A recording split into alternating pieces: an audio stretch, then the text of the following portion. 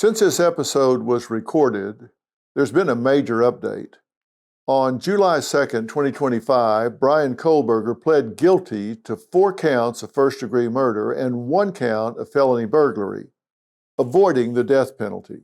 And just 3 weeks later, on July 23rd, he was sentenced to 4 consecutive life sentences without parole and an additional 10 years for burglary. The court also imposed a $270,000 restitution and civil penalties.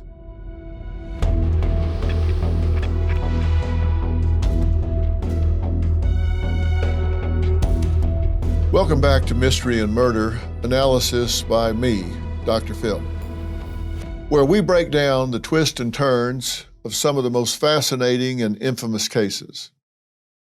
We're diving deep into the minds of both victims and perpetrators. Now, why do that? Because I really want to share with you what drives them, what breaks them, and what we can all learn from their stories. You know, human behavior is on a continuum.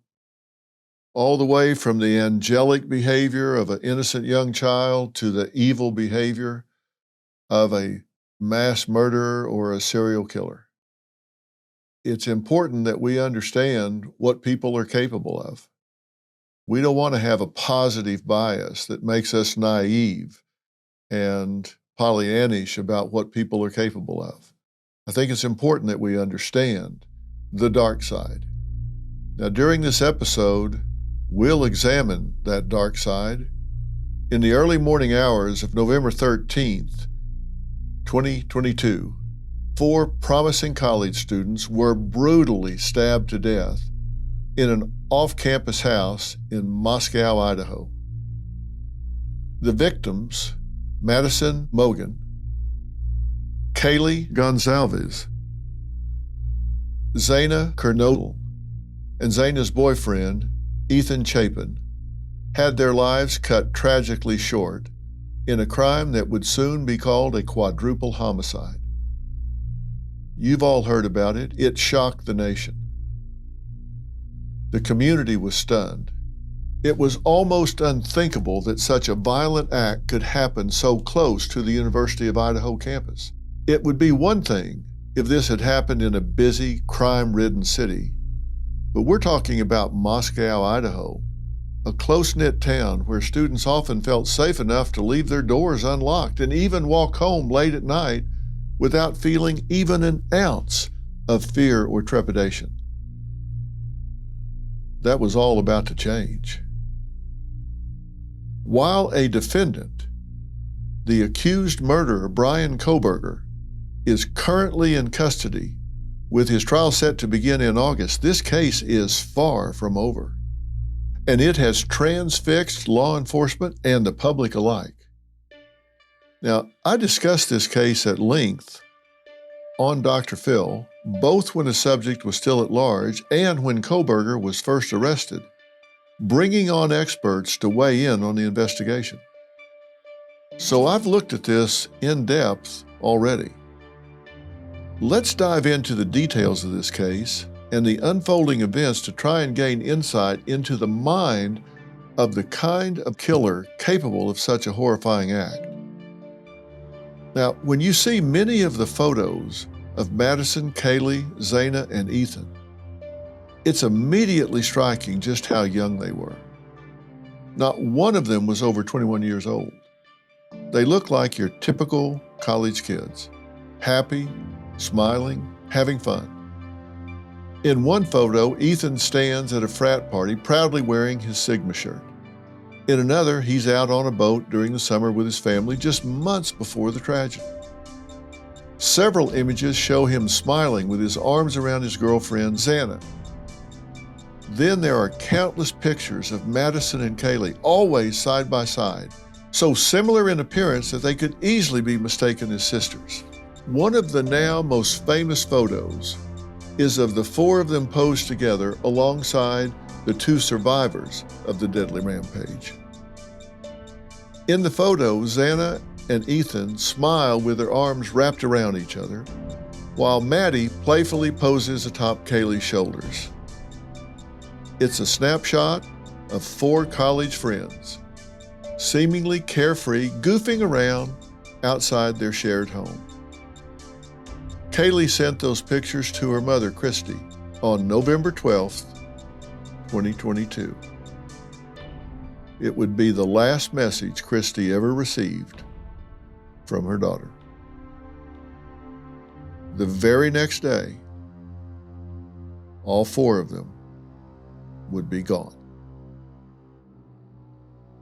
So who were they before that fateful night? First, Kaylee Goncalves. Well, she was 21 years old at the time of her death.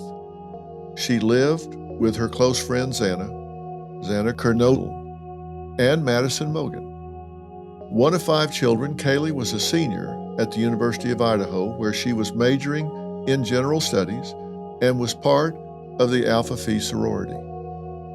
She had grown up with Madison in northern Idaho, and they were so close that they viewed each other as more than friends.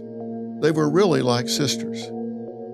Kaylee had plans after college to go on a trip to Europe. Then, after a well-deserved summer of fun and travel, she planned on taking a tech job in Austin, Texas. Madison Mogen was also a senior at the University of Idaho, majoring in marketing.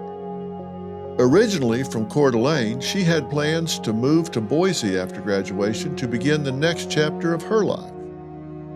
Madison had been Kaylee's best friend since the 6th grade, and she was also close with their other roommate, Xana Kernodle. Madison and Xana both worked at the Mad Greek restaurant in downtown Moscow, where Madison put her marketing skills to use by managing social media campaigns for the business. Then we have Xana Kernodle, who was roommates and friends with Kaylee and Madison, as well as her boyfriend Ethan, who was at the house spending the night at the time of the murders. Now, Xana was only 20. She was a marketing major and a junior at U of I. Before they started dating, Xana and Ethan Chapin were close friends. According to Ethan's mother, by the summer of 22, Xana had grown especially close with Ethan's family and was regularly spending time with him. They were described as a happy, inseparable couple. Xana wanted to do good in this world. This struck me. At her 2020 high school graduation, Xana decorated her cap with flowers, butterflies, and the phrase, "For the lives that I will change." Meanwhile, her boyfriend, Ethan Chapin, had just turned 20 only a few weeks earlier. Originally from Washington, Ethan was known for his love of basketball. He was a triplet and was very close with his siblings, Maisie and Hunter. The 3 of them began their college journey together when they all enrolled at the University of Idaho that past August. A freshman studying sports management, Ethan was also a member of Sigma Chi fraternity. So, all normal students, with plans ahead, things to look forward to. What happened? Coming up, no one expects or anticipates walking into a room and finding someone you know and love unresponsive and covered in blood.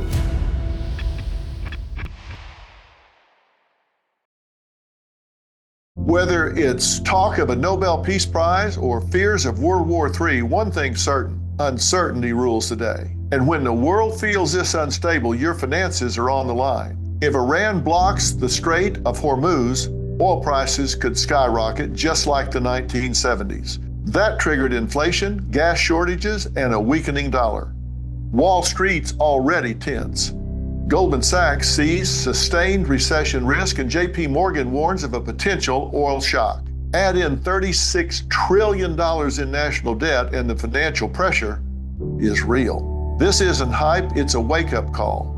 The time to act is now. That's why I trust Preserve Gold. When the world turns unstable, smart folks turn to gold and silver. Text Dr. Phil to 50505 to get your free precious metals guide from Preserve Gold. As a bonus, you can get up to $15,000 in free silver with a qualified purchase. So don't wait. Text Dr. Phil to 50505 today.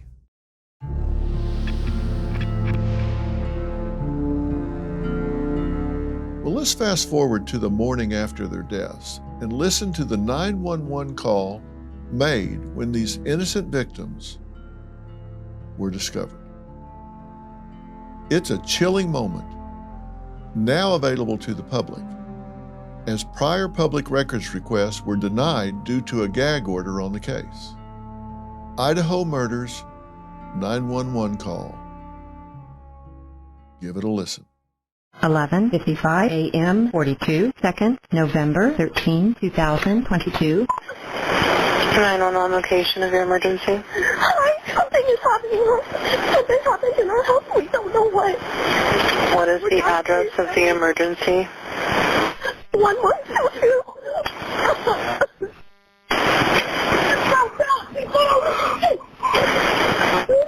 What is the rest of the address? Oh, Kings Road. Okay. And is that a house or an apartment? It's a house. Can you repeat the address to make sure that I have it right? I'll talk to you guys. We live at the White, so we're next to them. I need someone to repeat the address for verification. The address, 1122 King Road. And what's the phone number that you're calling from? What's your phone number?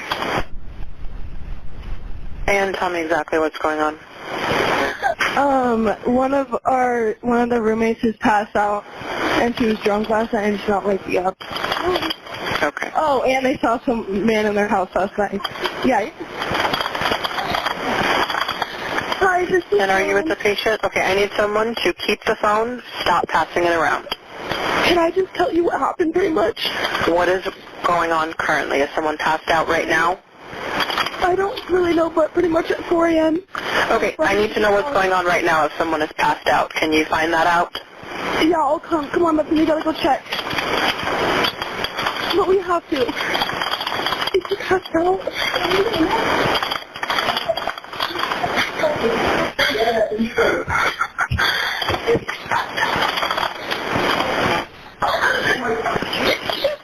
What's wrong? She's not waking up. Okay, one moment. I'm getting help started that way. Okay, thank you. What's wrong?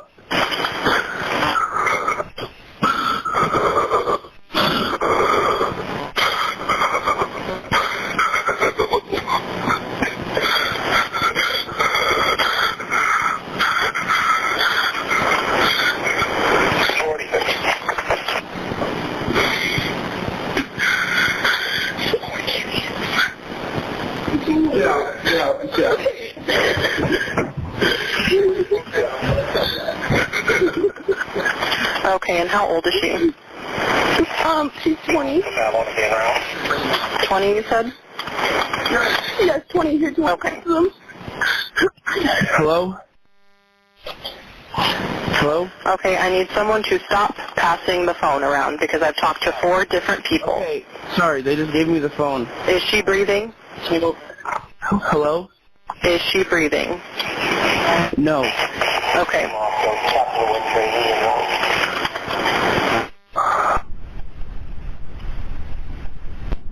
You need to talk to them, say. I can't talk to them, they need you to talk to them. Okay. Hello. Okay. I've already sent the ambulance and law enforcement. Stay on the line. If there is a defibrillator available, send someone to get it now and tell me when you have it. Say that again? There's a police here right now. Okay. If there is a defibrillator available, send someone to get it now and tell me when you have it. We don't have one. I think yes. Do you have a defibrillator? Yep. Yes, you have one. Are you talking to the officer? Yes. you. Okay, I'm going to let you go since he's there with you and can help you. Okay, thank you. Bye. Okay. 11:59 a.m. 49 seconds, November 13, 2022. Now, as you just heard, it's an understandably frantic and emotional 911 call. You hear young voices, both male and female, struggling to process the unimaginable. To really think about this, you have to kind of take pause and put yourself in their shoes. No one expects or anticipates walking into a house, walking into a room, and finding someone you know and love unresponsive and covered in blood. What upsets people the most, what gets people psychologically bent out of shape, is when you violate their expectations, and nothing violates your expectations more than this kind of thing. You walk in and expect to see your friend, see somebody you care about, just say hello, maybe sit on the bed, talk to them, whatever, and find them unresponsive and covered in blood. This is the number one stressor that you could ever put upon someone. Now, as of now, the identities of the callers have not been publicly confirmed. However, one speaker does refer to one of the victims as her roommate. That's because there were other roommates present in the home during the killer's stabbing rampage, terrified and unaware of the full scope of the horrors unfolding just outside their doors. Now, we'll talk more about the surviving roommates later, but it's clear from the call these were young adults faced with an unthinkable, no doubt traumatizing discovery. I mean, let's look at some of the conversation, and I have to comment on this 911 operator because I think this 911 operator was doing an excellent job of trying to hold things together. Recognize the situation because 911 operators typically encounter people at some of the darkest moments of their lives. Because let's face it, people don't call 911 just to let you know how well things are going in their lives. They call 911 when they are in an emergency, when they are overwhelmed with what's going on, when they need help. And so they're usually at the end of their coping strategies, their coping resources and energies. So they've said, I'm done, I need help. And so they pick up the phone and 911. They meet people usually at the end of their rope. At one point, the 911 operator says, tell me exactly what's going on. The caller is, well, one of the roommates has passed out and she was drunk last night and she's not waking up. Oh, and they saw some man in their house last night. Yeah. The caller says, can I just tell you what happened pretty much? And the 911 operator's not wanting a history lessons, not wanting a timeline. The 911 operator is trying to deal with the current emergent situation and says, what is going on currently? Has someone passed out right now? And the caller says, I don't really know. But pretty much at 4 a.m., 911 operator, okay, I need to know what's going on right now. If someone has passed out, can you find out? Next comment, is she passed out? Caller, no, she's not. She's not waking up. Yeah. And then the operator again, I'm getting help started that way. Okay, thank you. Oh, okay. She says, how old is she? And then in just a couple of seconds, she says, I need someone to stop passing the phone around because I've talked to 4 different people. Then says, is she still breathing?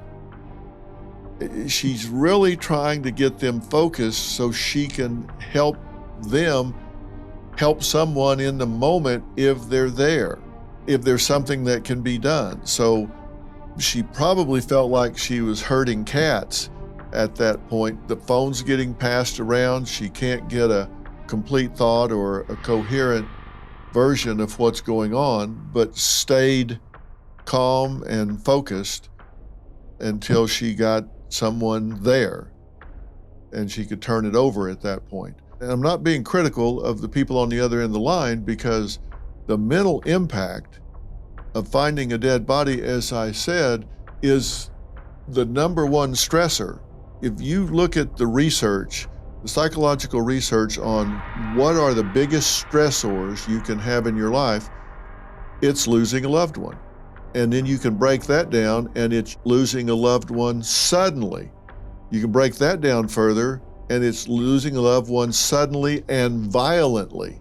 So these young people are dealing with the ultimate stress event. So you can't hold them to any high standard of cognitive efficiency. So I'm not being critical of them at all. I'm just saying that for a 911 operator to handle that is very difficult. The people on the other end of that phone are going to be in shock and disbelief. So they're going to be experiencing immediate numbness. They're going to have difficulty thinking, focusing, problem solving, making decisions, even processing what they're seeing. The brain can go into kind of a denial mode, and people often describe it as feeling a buzzing in their head at that point. And you go into an adrenaline mode. It's the fight or flight reaction. And with the fight or flight, they sometimes just freeze up. They can run, they can try to help, or they can just kind of go into this robotic catatonic-like freezing where they just can't seem to get their arms and legs to move. They can't seem to make a coherent sentence as much as they might want to. And that's because they have difficulty focusing. And if you can't focus, you get confused. You have trouble understanding even simple requests or formulating simple answers. If you've ever driven up on an accident on the highway, you sometimes see people walking around in a zombie-like state if they've survived the crash. And sometimes they'll walk right into traffic. The best thing you can do in that situation is give them a very simple instruction. Walk over there, sit down. Walk, sit, because they are in shock. Even simple commands can be difficult. And when you're not there and you're just on the phone, these young people were having a real difficult time getting focused. Now, I'm spending time talking about this because it's going to be important later in terms of understanding the conduct or behavior of what may have happened during the night when people may have become really, really scared. If someone was in the house and you go into paralysis at that point. So we'll have to think about that as well when we get into what standard we hold people to at that particular point. There are also physical reactions, of course. People often feel nauseated. There can be vomiting, shortness of breath. I mean, your heart just starts pounding.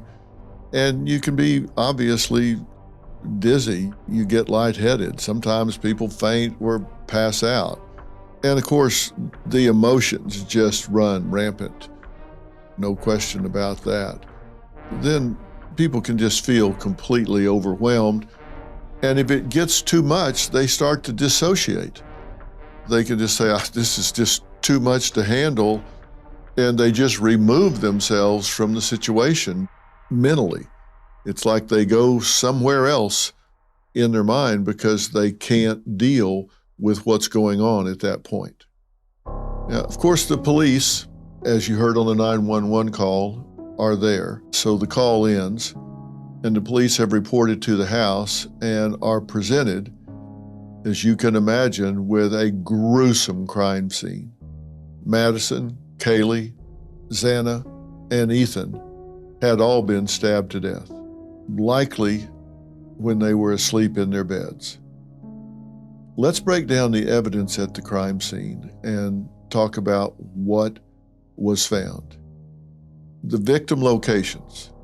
Two of the victims, Kaylee and Madison, were found together in Madison's bedroom. located on the 3rd floor. It's believed that they were in the same bed at the time of the attack. Meanwhile, Xana and Ethan were found together in her bedroom on the 2nd floor. Now, police believe the killer entered with no signs of forced entry, and nothing appeared to have been stolen. The sliding glass door on the 2nd floor on the back side of the house is believed to have been the entry point. The door was often left unlocked, according to friends and the other roommates. It was easily accessible from outside because the house was built into a hill, making the 2nd floor level with the backyard. Now, the front door, which was on the 1st floor, showed no signs of tampering or forced entry. So police did not publicly confirm the exact entry route, but strongly suggested the back sliding glass door is where the killer came in. As of now, detailed autopsies of the 4 remain sealed, as this is an ongoing case. However, we do know that the autopsies revealed that each victim suffered multiple stab wounds from what's believed to be a large knife. None of the victims showed signs of sexual assault. The knife was not found at the scene. However, based on the type of wounds, investigators believe they were looking for a K-bar style knife, which is typically associated with the military. It's a knife used for tactical purposes. Also tellingly, a K-bar knife sheath was found next to Madison's body. A lot of blood was found. This was a bloody crime scene. A particularly grim image published on Fox News depicted blood dripping down an exterior wall. This is significant because once the heart stops, obviously blood is not being pumped. So tragically, sadly, that suggests that there may have been a lot of damage done, a lot of stab wounds had been opened up on victims' bodies before the heart stopped. Was that on purpose? Is that just the way it worked out? We can talk about that later, but these were particularly gruesome deaths. The surviving roommates residing on the ground floor were not harmed. Now, the county coroner, Kathy Mabut, gave an initial news interview in which she described her findings. She was not able to reveal much due to the ongoing investigation, but she made it clear it was brutal. And things just didn't happen like this in this small community. A few things stand out. First and foremost, the method of the attack. A suspect wielding a knife. It sounds like something out of a horror movie, but this was anything but imaginary. Let's discuss what this can reveal about a killer's mindset when a knife is their weapon of choice. Now, first off, a knife can be chosen for a lot of different reasons. One is it's very stealthy. So if you're coming in at night and you have victims when you are concerned about being discovered, clearly a knife is quiet as opposed to a gun, whatever, but it's also an intimate and personal way to take someone's life. Now, why do I say that? Because it requires you to get very close to the individual and often have physical contact.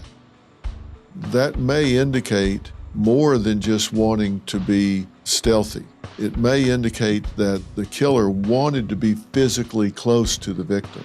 It can imply a desire for closeness, and it can also indicate that there could have been rage or personal resentment involved where they wanted to be close to the individual to experience their pain with what was going on. They wanted to have a sensation of power and control. The act of stabbing enables the killer, for a fleeting moment, to feel physically powerful, to reign supreme over that individual, up close and personal. And this can be appealing to those who may feel powerless in other areas of their life or may feel invisible to the person they're aggressing against. Maybe they feel overlooked by this individual. Maybe they feel that they have been slighted by this individual. And now they can present themselves in a way where they're up close, personal, in their face, and say, "You're going to pay attention to me now, aren't you?" It can also be symbolic. It may suggest sexual frustration, emotional rage. It can be finishing feelings they have of rejection, being pushed aside. And if you want to get Freudian, there is penetration here. It can be a substitute sexually in other ways. Now, repeated stabbing versus just one stab to the heart or cutting someone's throat can indicate real psychopathy or antisocial traits, because it takes a certain kind of coldness, a lack of regard for human suffering, because as I said, this is a brutal way, a painful way to die. Being stabbed, particularly with a big K-bar knife, which is something that you see in military movies like Rambo or something like that, where they have this big, like some people call it a Bowie knife or hunting knife or whatever. A very brutal, painful thing to be stabbed with, as you can well imagine. So that's why we talk about rage, and that's why we say it's a very brutal, painful way to die. This gives the killer something to observe, something to share with the individual, the infliction of this pain. They want to witness the victim hurting and sometimes groveling in front of them. It can feed a real sadistic need on their part. These are sick individuals that do this. Look, understandably, word spread like wildfire that 4 students had been murdered. And this shook this college campus community in this town to its core. There was a murderer that was potentially walking amongst them. And the pressure was on to find this killer before he could potentially do more harm. Now, 3 days after the murders, on November 16th, authorities held a press conference featuring Moscow police, the Idaho State Director, Kedrick Wills, and the University of Idaho President, Scott Green. With emotions running high, it was all hands on deck to address the growing public concern. Here's what Moscow Police Chief James Fry had to say at the time. Investigators are working to develop a timeline to relevant events. Autopsies are taking place today on all the victims, so we can continue to gather evidence and solve the crime. Investigators are working to follow up on all leads and to identify a person of interest. Based on details at the scene, we believe this was an isolated, targeted attack on our victims. We do not have a suspect at this time, and that individual is still out there. We cannot say that there's no threat to the community, and as we have stated, please stay vigilant, report any suspicious activity, and be aware of your surroundings at all times. What we don't know, the identity and location of the suspect, the location of the knife or any clothing that was worn by the suspect. Currently, we have 25 plus investigators working this case, as well as assistance from the Federal Bureau of Investigation and the Idaho State Police. Now, quite naturally, people were really upset, and reporters flooded the chief with questions about the case. This was unfolding right before Thanksgiving break, a time when students are usually looking forward to going home and seeing their families for the holidays. Instead, fear was rippling through campus and beyond. Moscow Police Department press conference addressed all of this. Listen to what was said. You guys have said repeatedly that there's no threat to the public, but we don't know who the suspect is. We don't know where he's at. How is there no threat to the public at this point? Well, that's kind of an unknown. Like I said, we took the information that we had at the time, but we do need to be aware the individual is still out there, right? We need to be vigilant. We need to watch out for our neighbors. We're a community policing community. We've said that for years, and it's a community that watches out for each other. And we need to continue to do that until we can close this off and make an arrest. Why has there been such limited information over the past couple of days? I mean, we're almost 4 days into this. Why has it been so limited?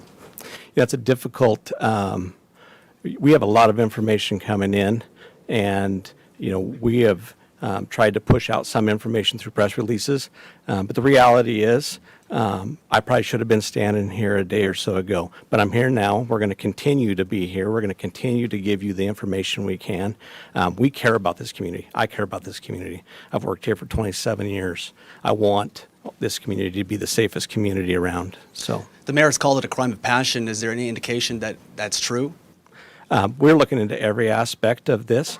I'm not going to stipulate whether it's one thing or another. We're going to continue to investigate, and evidence will get that. So, okay. One last question, if I could, Chief. Have we looked at any boyfriends or any ex-boyfriends, any spouses as a potential suspect?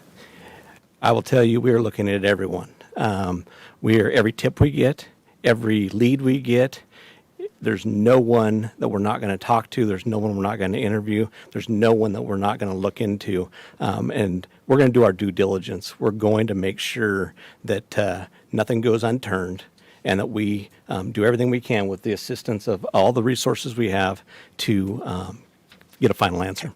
All eyes were on this town and this case, and therefore this police force. They were under a massive amount of pressure, quite understandably, to catch this predator. From early on, the FBI was involved in this investigation, and there's a few reasons for that. One being that the Moscow Police Department is a relatively small agency, and they needed the support. They needed the manpower. Another being the severity of the crime. Beyond that, the FBI brought in their exceptional forensic and digital expertise, as well as behavioral analysis. Meanwhile, as the case dominated the headlines and it just spread across every major social media platform, the devastating reality had already taken hold. The families of the 4 victims were shattered, forever changed by an unthinkable loss. On November 30th, the University of Idaho held a candlelight vigil for Kaylee, Madison, Xana, and Ethan, offering a moment to honor their lives amid the fear and heartbreak of an unsolved crime. Steve Goncalves, Kaylee's father, gave an emotional speech, sharing memories of his daughter and her close bond with Madison. Ethan Chapin's mother, Stacy, cried as she told the other participants, "We are eternally grateful that we spent so much time with him." That's the most important message we have for you and your families, to make sure that you spend as much time as possible with those people, because time is precious and it's something you can't get back. 4 sets of parents lost children that terrible night. And law enforcement knew they had to do everything in their power to bring this unknown monster to justice. On the next episode of Mystery and Murder, we'll follow investigators as they hunt for this mystery killer, leaving no stone unturned as they break down the timeline of the roommates. They're going to look at the final hours on that fateful night. They're going to really look from a behavioral analysis standpoint at why this may have happened. What kind of person would be moved to do this crime, and why in such a brutal way? Were there reasons that could predict who would have done this? Were there grudges that could identify someone that just had to get this off of their chest, someone that had to even the score? Was there something that could be message from the grave that would identify who could do this? And as we know, this is an ongoing case. But do we know what we think we know? All of that and more on the next episode of Mystery and Murder, Analysis by Dr. Phil. Thank you for listening.